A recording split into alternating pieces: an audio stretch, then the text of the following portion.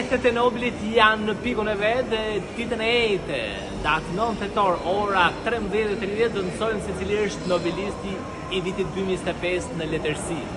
Por për të gjithë ata që duan ta bëjnë më të bukur këtë festë, patyshim që vizitojnë librarinë leximtare, ne i ftojmë të bëjnë parashikimin cili do jetë fituesi i çmimit më prestigjioz letrar në botë për vitin 2025.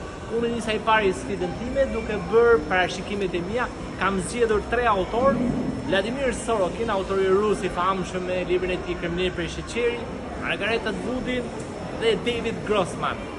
E marr këtë fatuem pasi kam blerë librat tek leximtari dhe e vendos këtu brenda. I ftoj të gjithë ju miq që bëni blerje këtu tek leximtari, që të bëni parashikimet tuaja.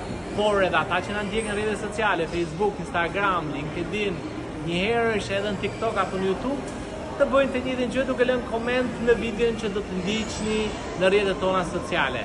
Miq, mezi po presim për zbuluar cili është fituesi i çmimit Nobel për 2025. Edhe unë po pres nëse do jemi saktë në parashikimet e mia, që të fitoj një çek në vlerën 3000 lekë të reja.